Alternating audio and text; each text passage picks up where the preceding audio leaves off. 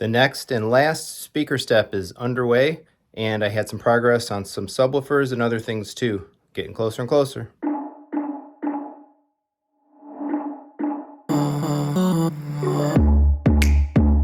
So I already kind of started deconstructing the couch.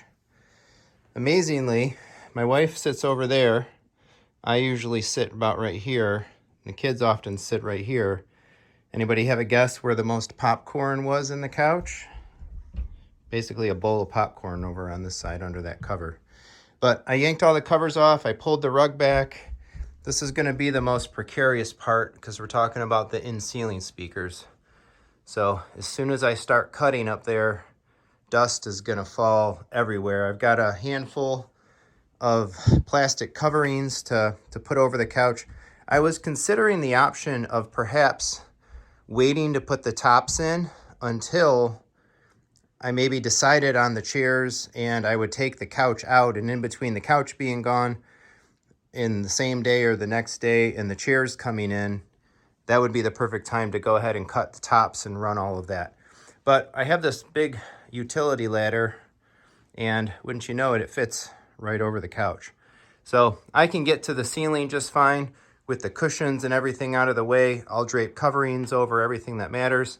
I'll use my usual method when I'm cutting drywall and drywall is flying everywhere to have an assistant stand with the vacuum cleaner. That's probably my best pro tip when you're cutting and making a mess is the vacuum cleaner. Actively using the vacuum cleaner is your best friend and one of your best options. Stand there with the end of the vacuum cleaner near where you're cutting, and I swear that sucks up probably 90% of the dust and debris that you don't have to clean up or clean out of things later on. In some respects, having stuff fall down when you're cutting out of the ceiling is pretty good if the vacuum's in a good spot, but it also kind of blows it around more than cutting lower on the wall does. But in any case, I'll cover the panels in the back. I'll cover the table. I moved things out of the way here. I'll cover the couch. I got all the cushions and stuff up on this side. I'll go ahead and cover those. I wouldn't expect a lot of dust to get to the screen. So I need to kind of follow the same process here, which is get up on the ladder, get my pictures of the framing, the construction level framing, figure out exactly where I'm going to go. I believe the way it looks is that the way these lights are is there's a floor joist just to the right of those lights, which happens to be right about the middle point of the room, which is pretty much perfect there. If you look at the left side of that light as I go down, I hit right about the middle point of the couch in between those seams. My plan is there's an open joist here is one, and then one over from that is where I'm going to put the tops. And then same thing, there's be an empty one here, and then one over from that is where I'll put the tops. And so they should put them about 4 feet apart. And I'm just going to basically make a 4-foot square. I'm going to put the rear tops relatively close to the trim, maybe like just 4 to 6 inches out from the trim, enough that I'm not cutting right on the edge of the trim and potentially hitting into anything. And then I'll measure roughly 4 feet out into the room from there. That should put the front tops somewhere out in this space, just ahead of the seating position. And then the ones will be maybe a little bit overhead, a little bit behind.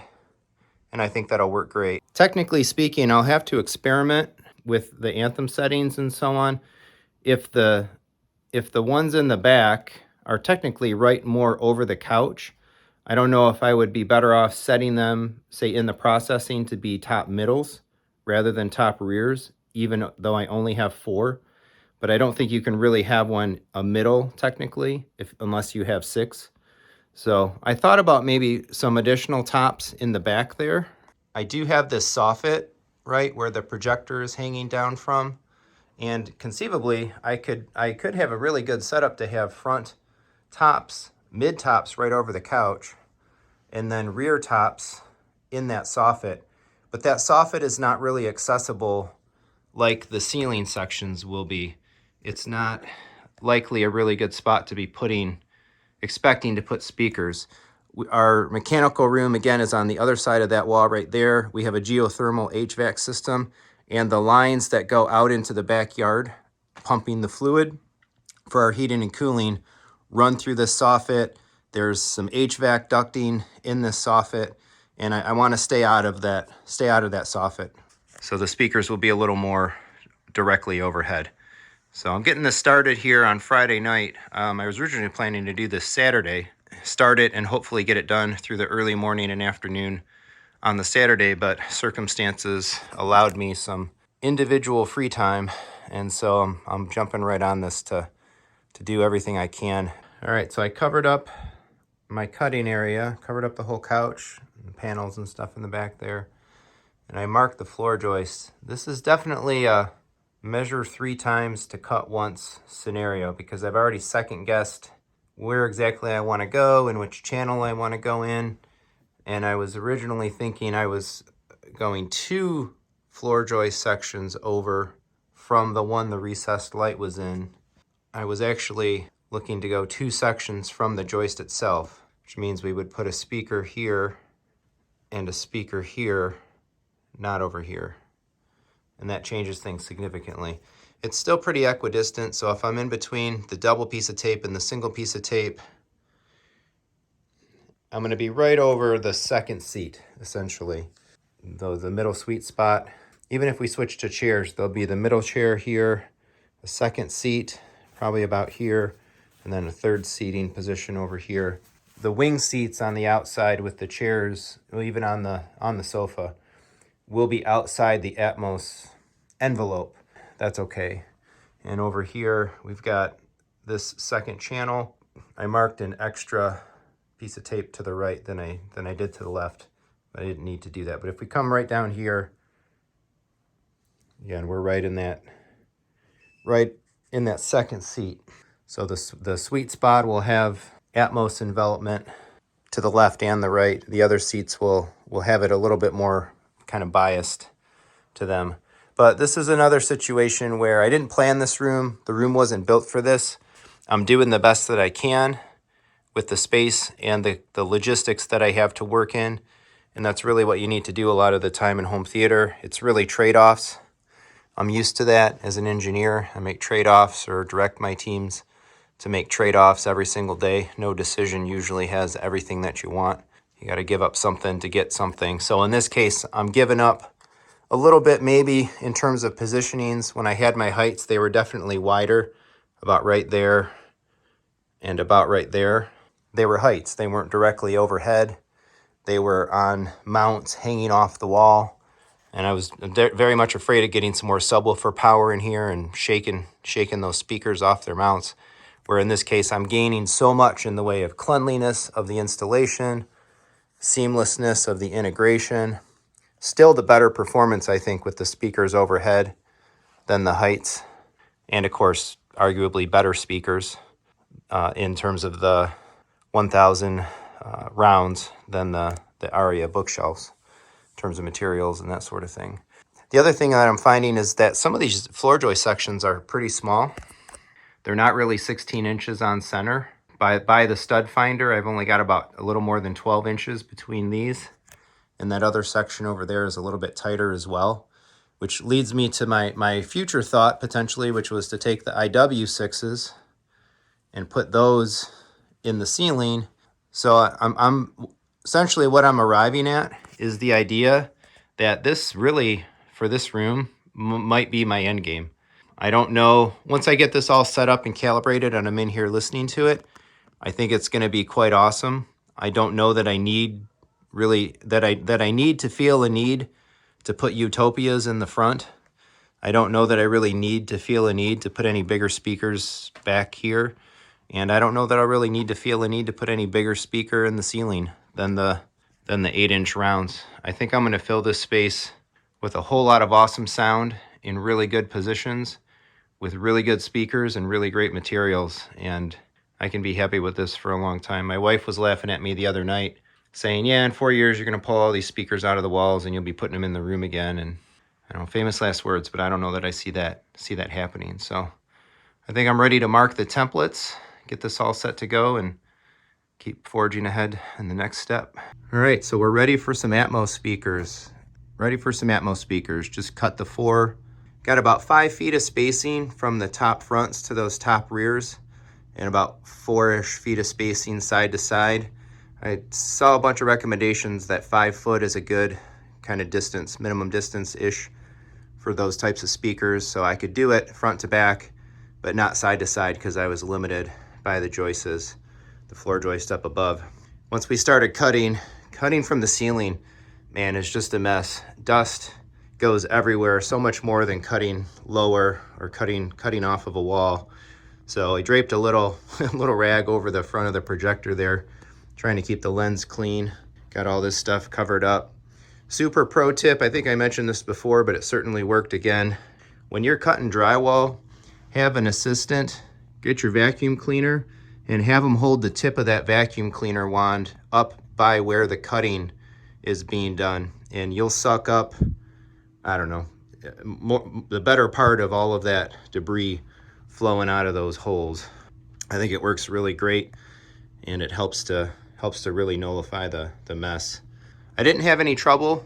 Thankfully, they cut through pretty good. A couple times I did have the Dremel tip start to pull in some of that insulation and kind of brought it to a halt, but it wasn't a big deal. So we're ready to pull the wire. I got my wire all prepared here, measured out. I'm gonna have just the right, this is the original wire I bought four-ish years ago, and I'm gonna have just enough left of that to make the runs. That's monoprice, 14 gauge, oxygen free, 100% copper.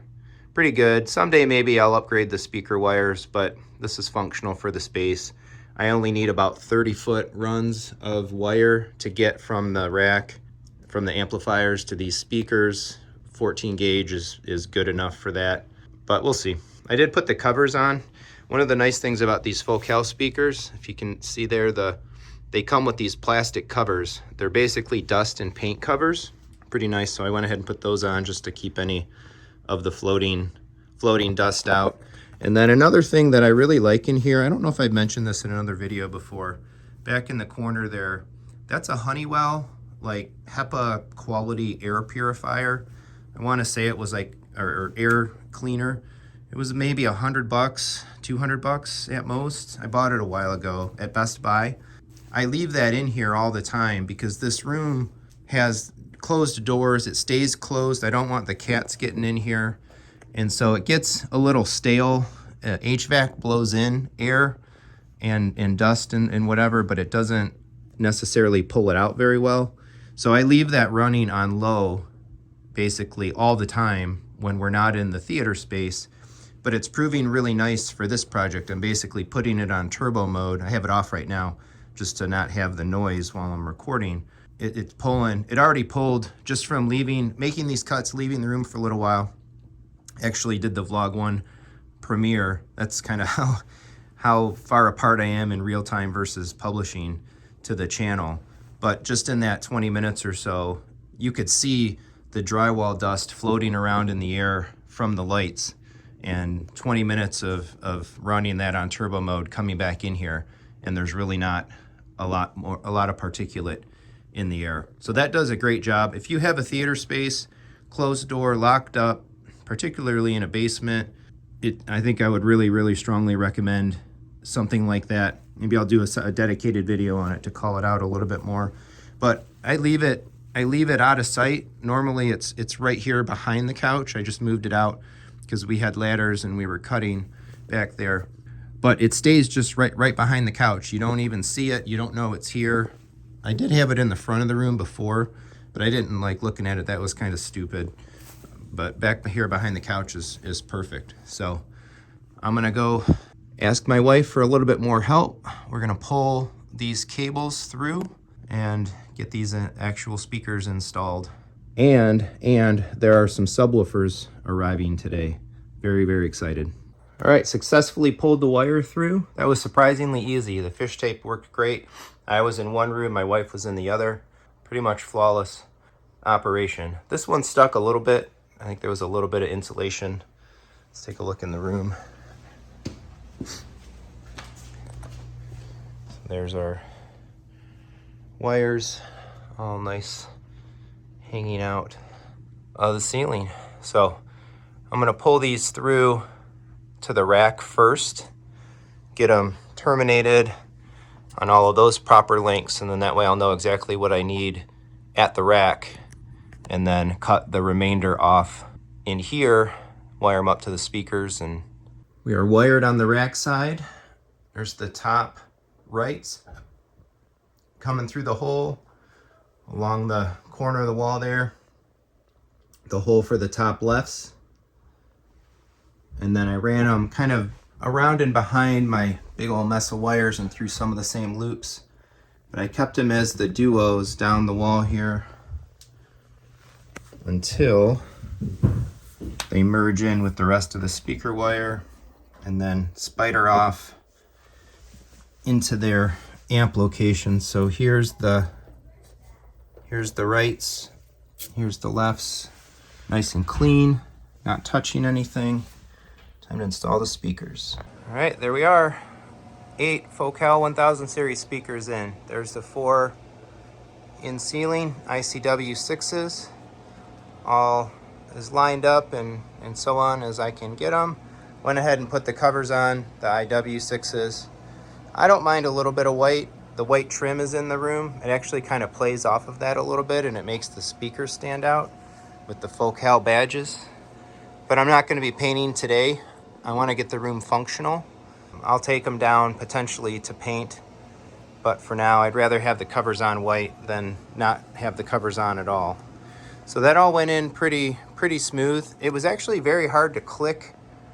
You're supposed to be able to turn and click to lock the ICW 6s, but I found getting it into the click was very challenging. But in any case though, they're in there pretty tight. I also had a little bit of some goofiness. There were one of the IW 6s and one of the ICW 6s had an earlier serial number than the other 3. And so there was some slight changes. One being the earlier serial number ICW 6 actually had a little badge on it that said Focal, not the squiggly logo. But luckily there were extra badges amongst the boxes of the other speakers, so I was able to use that and just unstuck the Focal one.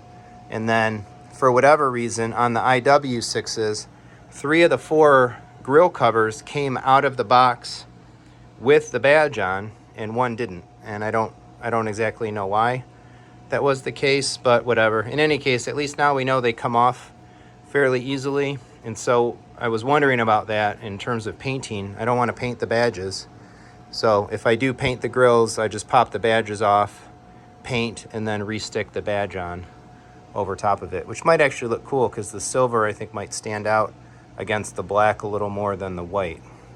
But in any case, we got a little stormtrooper motif going on here, and of course we're all wired up, so on to the next step.